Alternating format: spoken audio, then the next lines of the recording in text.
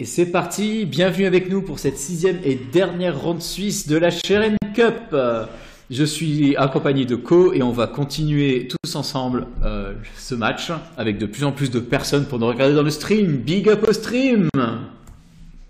Bonjour à tous, bonjour au nouveau. Voilà. Donc on arrive pour cette dernière ronde sur on vous stream un pseudo win and in, donc on n'est pas sûr que le gagnant de cette ronde puisse passer en top 8. Il y a des chances, à 4-2 ça peut passer, mais ça peut aussi ne pas passer.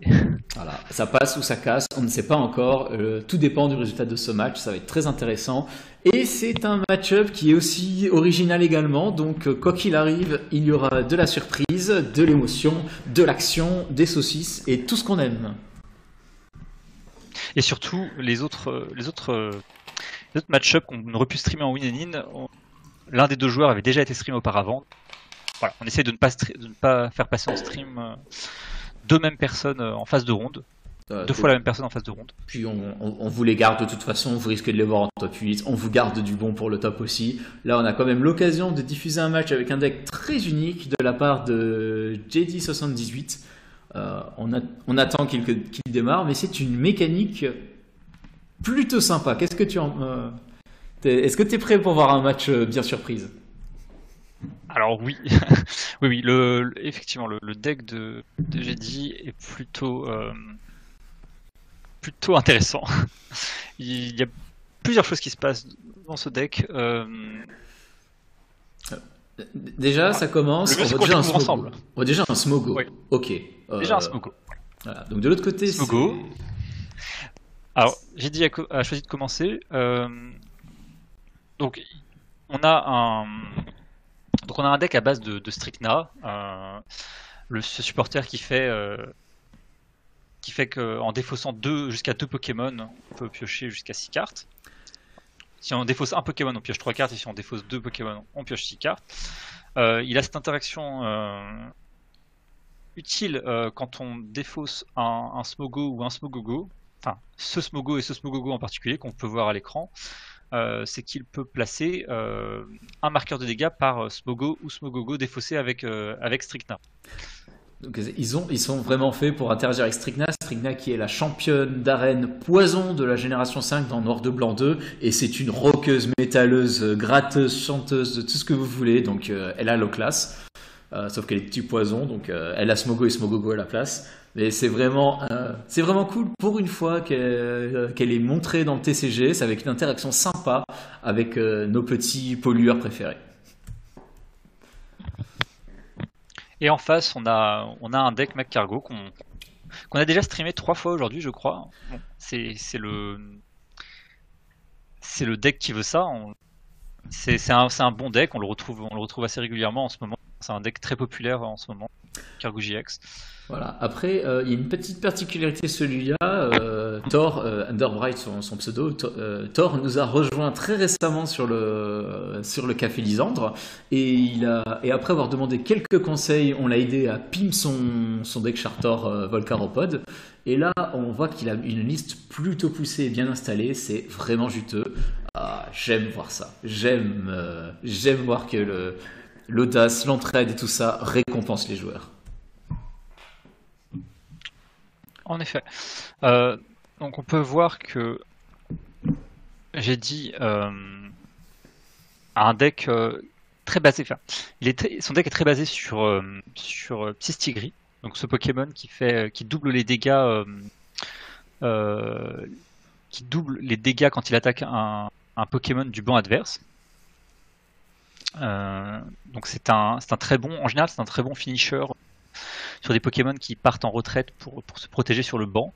Et comme la plupart des decks en ce moment ne jouent pas Mew, parce que Pikarom n'est pas très présent et que voilà, les Mew ont été un peu abandonnés des listes les plus populaires, Psystigris devient d'autant plus fort. Donc l'idée du deck de JD, c'est que après avoir fait quelques Roxy en combinaison avec des Smogogo et des Smogo, l'idée de son deck, c'est de sniper les Pokémon adverses et de doubler les dégâts et d'espérer prendre le KO grâce à cette attaque. Donc là, clairement, Alors c'est un évidemment, deck qui a besoin de prendre son temps, de s'installer et tout ça. Et c'est pour ça qu'on retrouve des cartes propres aux decks les plus lents possibles. On a la Poké-Poupée de Lily pour que l'adversaire fasse ses attaques sans prendre de KO. On a Zacian V pour récolter des cartes quitte à passer son tour. Et ainsi de suite. On doit attendre, on est obligé d'attendre. C'est une contrainte du deck. Et donc, ce qui va être intéressant de voir, c'est combien de temps JD va pouvoir attendre avant de commencer à lâcher des grosses patates de forain avec son Psy Tigris sournois. voilà. Et alors vous vous demandez peut-être, mais comment il charge ce Psy Tigris? Parce que Psy Tigris a quand même une attaque qui a un coût de 3. Eh bien, c'est très simple, ou plutôt c'est un peu compliqué. Il faut il va d'abord évoluer en Persian. Donc le Persian qu'on a pu apercevoir là dans son deck.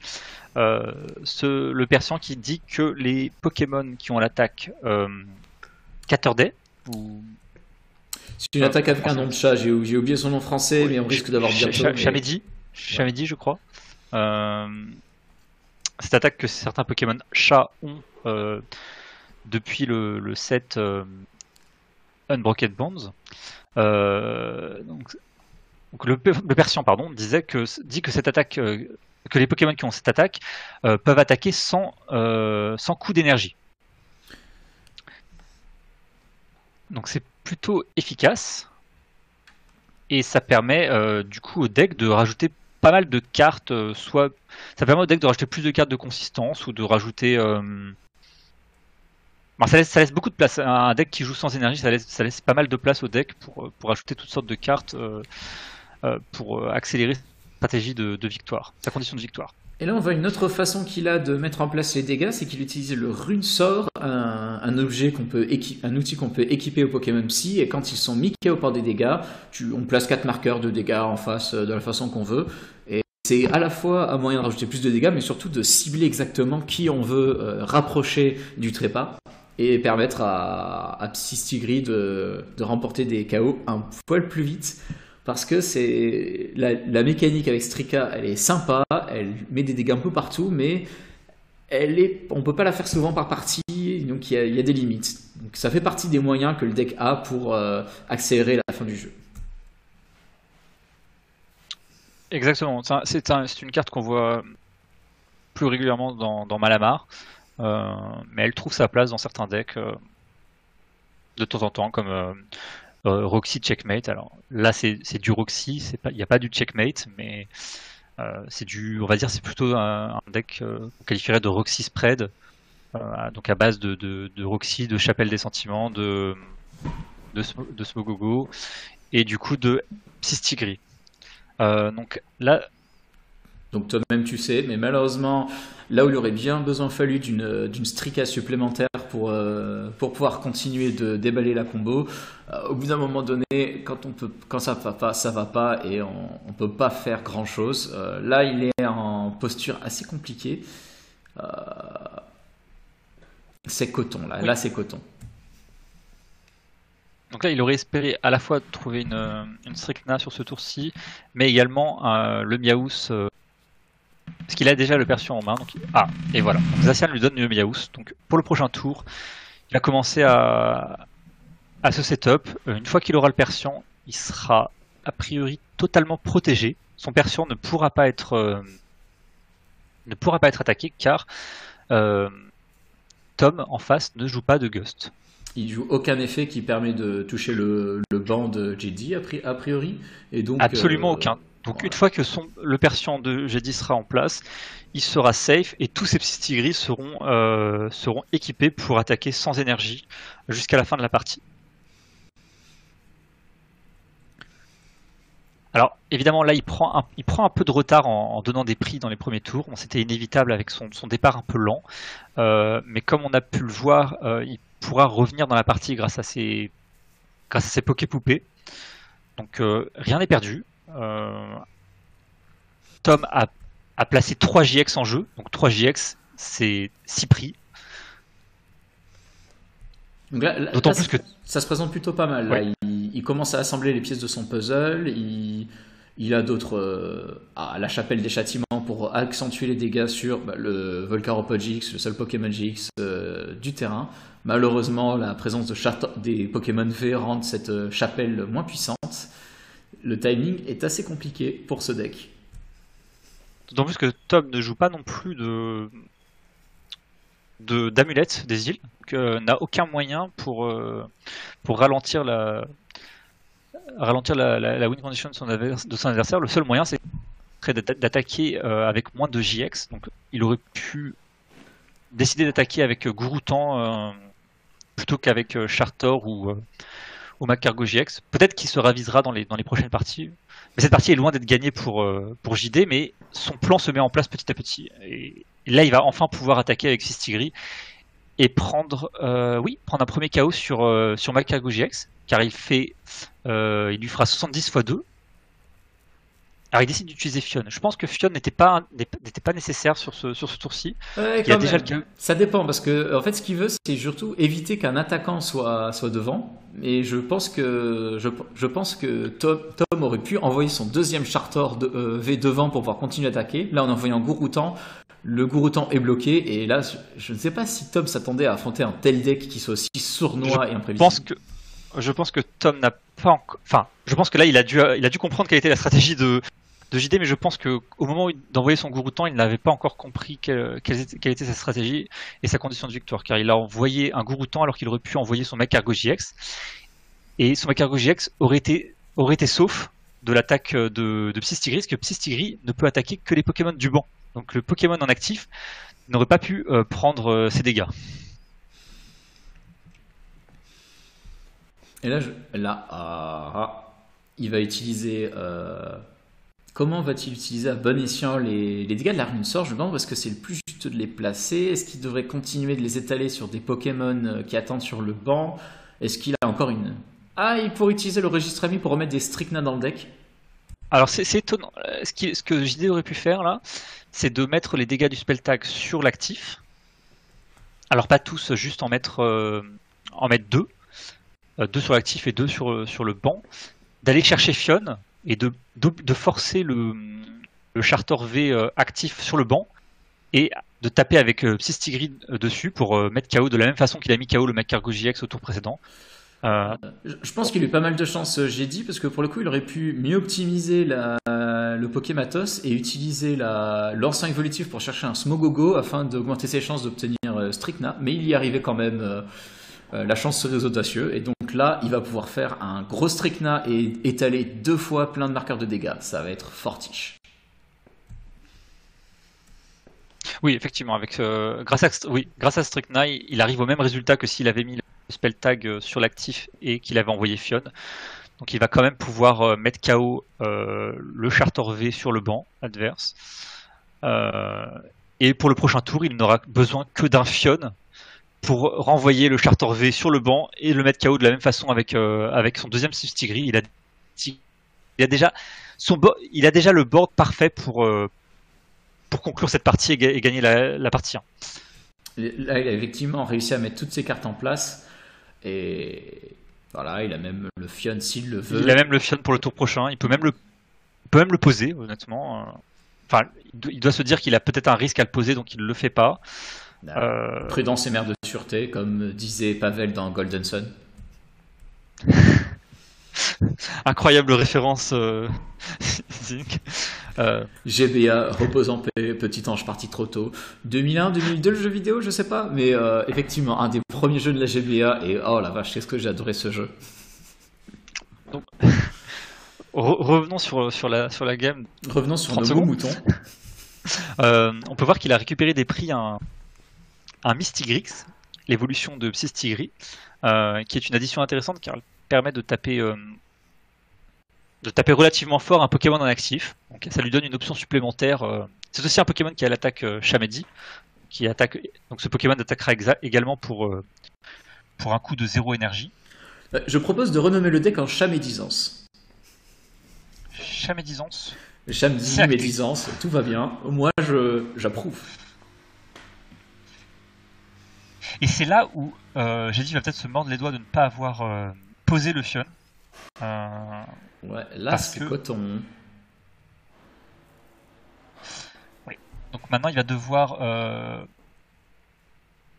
envoyer un autre Pokémon pour le tour, pour gagner du temps et et utiliser le talent de Zacian V. Il va compter Et sur la espérer carte, piocher. mais là, ça va pas le faire. Ça va pas le faire du tout. Je vois pas. Attends, qu'est-ce qui se passe? Qu'est-ce qui se passe? Ah oui, Euh, non, en fait, oui, non, non, en fait, j'ai mal calculé, donc oui, comme Tom est à un prix restant, j'ai dit ne peut pas plus temporiser, malheureusement. Oreille Il n'a aucun cuisinée. moyen d'endormir le Pokémon adverse, donc il peut rien faire. Donc malheureusement, j'ai dit à... n'a pas vu le stamp venir. Effectivement, le stamp est une arme redoutable dans le deck de Tom. Peu de mecs cargo GX jouent stamp en ce moment. C'est vrai que GZ ne s'y attendait probablement pas. Mhm. Et c'est vrai que le tampon de réinitialisation est une carte à laquelle Tom tenait beaucoup à jouer et à garder dans ses decks. Et là, on peut voir que c'est un choix qui paye, puisqu'il réussit à retourner la situation face à un deck complètement inconnu. Et Tom, en plus, s'est fait mener par la baguette pendant tout le long de la partie. Il a tenté les choses, il a découvert par la voiture comment marchait le deck de Jedi. Mais le tampon a permis de retourner la vapeur, et c'est toujours ça qui est clé. C'est comment on contrôle le terrain en général, pas que seulement le sien, mais aussi celui de l'adversaire. Et là, ça a payé. Le Fion, il est parti vers d'autres cieux. Effectivement. Donc j'ai dit a choisi de commencer cette partie. Maintenant qu'il a vu que son adversaire jouait des stamps, peut-être qu'il jouera de façon plus prudente. Donc s'il a accès à Fion, soit il le posera, soit il n'utilisera pas sa rapid ball pour aller le chercher, pour la laisser dans le deck et pour se donner plus de possibilités de récupérer Fion au bon moment. Parce que le Fion est clairement important dans ce deck. Il le joue il en joue qu'un exemplaire, mais c'est un élément quand même très important car l'adversaire quand il verra quand il voit le plan de jeu du deck de JD, il se dit bon bah si je laisse mon Pokémon en actif, il peut pas me le mettre KO. Le Fion est une très bonne réponse à cette stratégie. Là, je me demande vraiment comment. Est-ce que Tom va changer son plan de jeu et comment il va faire? Parce qu'il utilise quand même des Pokémon qui valent beaucoup de récompenses habituellement pour attaquer. Mais les Pokémon de Jedi ont très peu de PV, ceux qui finissent généralement en actif. Est-ce qu'il va changer son plan? Il pourrait éventuellement attaquer avec son Gouroutan et prendre des KO simples et gratuits. Je pense que Tom est favorisé dans ce match-up une fois que l'effet de surprise est passé, parce que il peut très bien attaquer comme tu le dis, Zinc avec Gouroutan, avec Baby Volcaropod.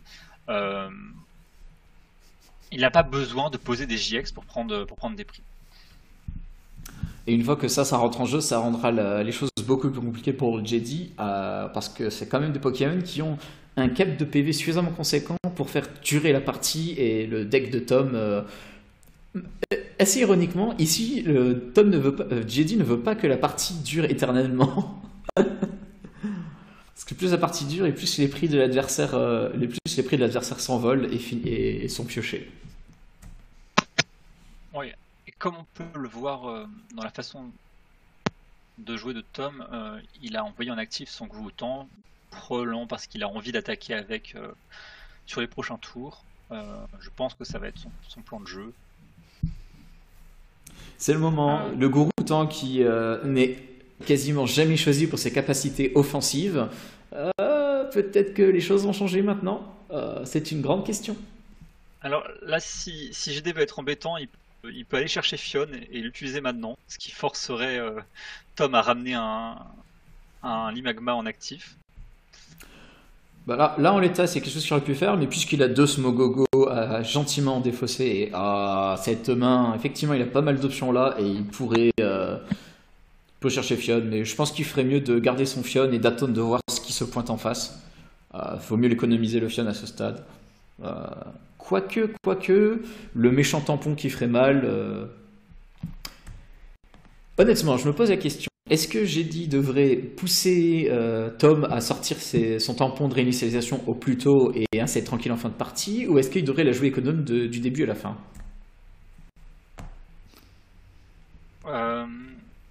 Je pense que Tom devrait conserver son stamp.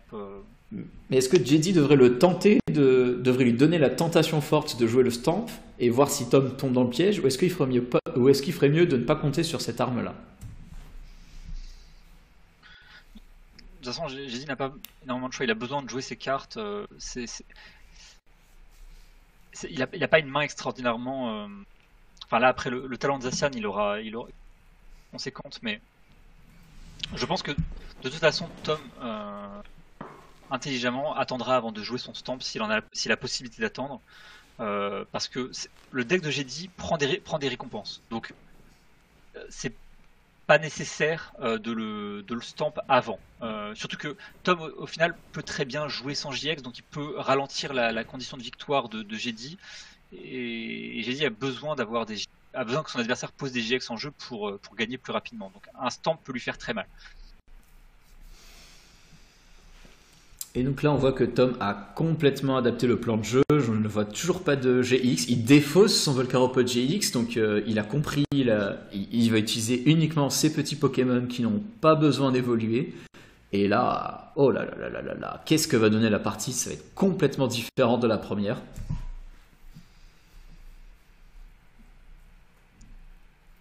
Donc là, ça va être intéressant de voir si Jedi va essayer d'évoluer en Misty Grix, son Esper, pour attaquer l'actif et en même temps lui donner une meilleure chance de survie, parce que son Psystigri n'a que 60 PV, mais son Misty Grix a de quoi résister une attaque de Gouroutan. Et si je me trompe pas, Persian, et il a un coup de retraite gratuit. C'est correct? Je suis à peu près sûr que oui. Oui, très probablement, surtout que JD n'enverrait pas Miaou s'il n'avait pas l'intention de le faire évoluer. Je pense que ce tour-ci, il veut passer à l'attaque avec Sistigri, ou au moins le mettre en actif pour que son spell tag s'active. Non, il le sacrifie. D'accord, ok, il sacrifie son Miaus. Je pense que c'est effectivement, quitte à sacrifier un Pokémon, c'était le plus simple, et au moins il n'a pas à faire de calcul risqué avec ses ressources.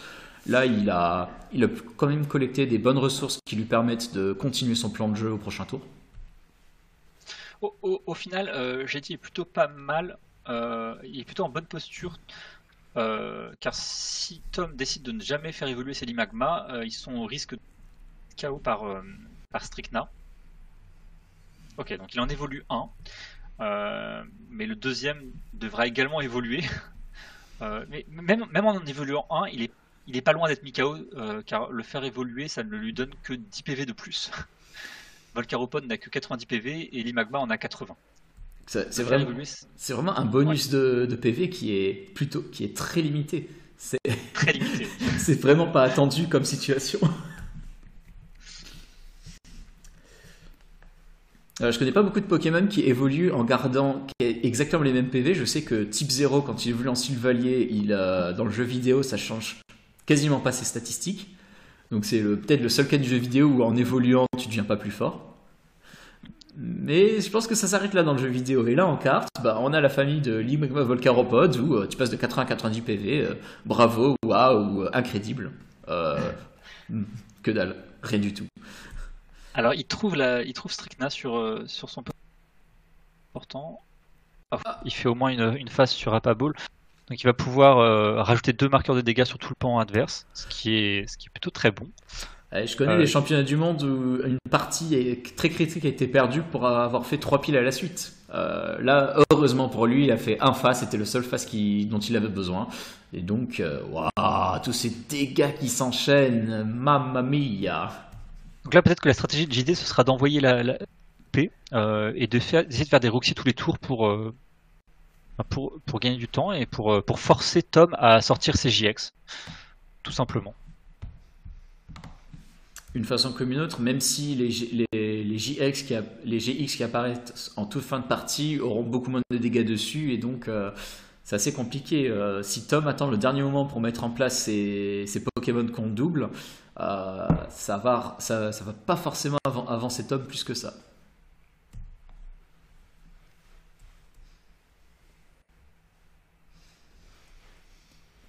Et là, on voit que un Gourouton est déjà prêt. Oh, le Charter V, le voilà, qui est moins risqué que Volcaropodgix parce que Chapelle des Châtiments ne le touche pas. Mais ça y est, il Exactement. commence à poser ses Pokémon compte double. C'est là qu'on risque de voir des choses intéressantes. Effectivement. Est-ce que... Donc, JD n'a pas besoin de se presser. Je pense qu'il pourra faire 2 tours en laissant des Poképoupées en actif et en continuant de faire des dégâts avec Stricna et ses Smogogo et Smogo. Mais à un moment, je pense qu'il enverra Psystigris, qu'il essaiera d'activer le spell tag sur le Charter V et de prendre un KO là-dessus. Honnêtement, je pense que encore une bonne posture malgré le changement de stratégie de Tom dans cette deuxième partie. Je pense que JD a toujours une possibilité, et peut-être même encore avantagée. Là, très clairement, il a une main énorme. Elle est maxi best-of. Il a toujours 6 récompenses, donc le tampon de réinitialisation aura assez bon impact pour ralentir. Et là, il continue d'étaler ses dégâts comme on étale le fromage sur la pizza. Ainsi, de même que pour l'ananas. Hein, une bonne pizza hawaïenne, il n'y a que ça de vrai. Et il récupère une Stricna sur son premier prix, ce qui est plutôt excellent. Et finalement, la Stricna a réussi à mettre KO un Pokémon. Donc là, les choses quand même prennent une tournure très spéciale. Alors étrangement, il décide de remettre un Miaous avec son